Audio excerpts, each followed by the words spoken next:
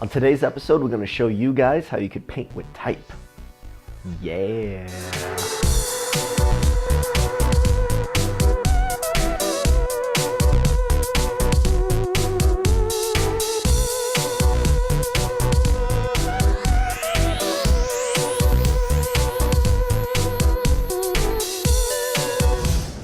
What's up, everybody, and welcome back to another episode of Pimping Pixels, the only design show that'll teach you the tips, tricks, and techniques that you need to become a pro. I'm your host, Gregory Thelian, and today we have a very special tutorial for you guys. What we're going to show you today is how you could do this effect right over here, and you'll learn how you could paint with type.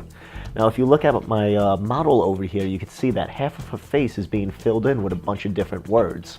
Now, you could spend hours on end trying to recreate this by making like thousands of different type layers and rotating it and changing its color, but that's not what we're doing. We're going to do it in a much easier way that'll take you a couple of seconds to do. So why don't we open up Photoshop and see what's involved.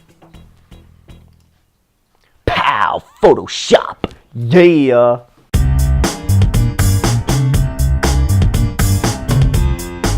So now I have this image of my model and I want to have half of her face to be made up of different words. So our first step is going to be to duplicate our background layer. Now, I always like to duplicate my background layer because I treat my background layer as more of a backup layer, essentially. This way, in case anything goes horribly wrong, I always have that original image saved. So an easy way to duplicate our background image is to press Command on Mac, Control on PC, and the letter J. Now, since our model is on a white background, I'm going to just create a new white layer on top of our background layer. You could easily do this by selecting your background layer and then clicking on the Add New Layer button at the bottom of your Layers panel. With your new layer created, just make sure that your background is set to white, and then just press Command on Mac, Control on PC, and delete. And this will automatically fill your layer with that background color, which is white. Next, I will add a layer mask to our top layer by clicking the Add Layer Mask icon at the bottom of our Layers panel. Then, if I start painting black onto that layer mask, it will begin to hide the image and show the white background below it. So let's get to the fun part and start filling in this blank area with type. So let's first create a brand new type layer and type in a word that matches our image. For this example, we're going to use the word fashion. From here, what we're going to do is turn this word into a brush. So start off by pressing Command on Mac, Control on PC, and clicking on the T in your type layer in your Layers panel. This will make a selection of only your word.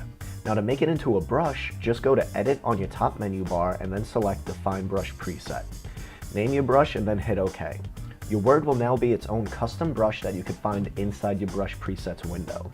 Now, if you don't see your Brush Presets window open, just go to Window and then click Brush Presets. Hit the letter B to switch to your brush tool and go all the way down to the bottom of this panel. You'll see your newly made brush at the very end. Just select it by clicking on it. What we will do now is lower the size of our brush by pressing the left bracket key. Left bracket makes your brush smaller and right bracket makes your brush bigger.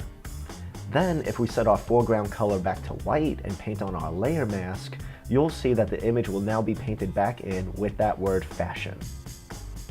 So we could leave our brush the way it is right now, but it's looking a little flat and boring. What we want to do is really make it more dynamic and more random. So why don't we learn a few more steps to really push this brush to its limit.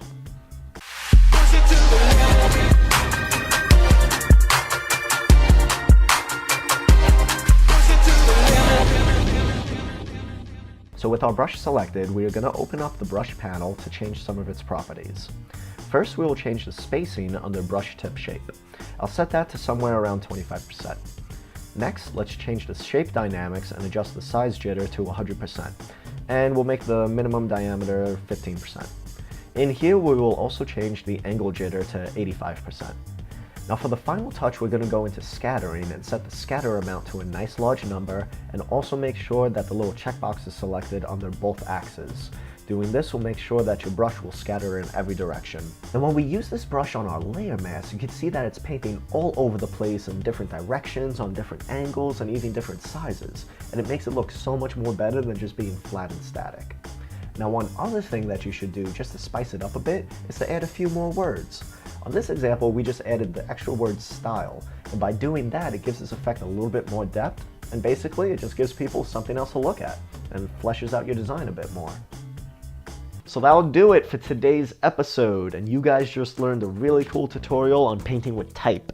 And if you want to learn other cool stuff like this, all you have to do is hit that subscribe button so you get our newest episodes as soon as they air. But more importantly than that, we want to see what you guys actually do with this tutorial. So send your finished painting with type designs over to pimpingpixels@gmail.com. And then what we'll end up doing with your work is featuring it on our Facebook page. So go out there, start painting with type, keep on pimping them pixels. Okay, take two. Pixel. Pixel wants to film. Pixel wants to film. No, Pixel. So now an easy way to duplicate the background image is to press Command on Mac, Control on PC, and the letter J. This will automatically create a new layer of your layer on top of your layer. Yeah. Woo! Photoshop is now open. We're ready to work in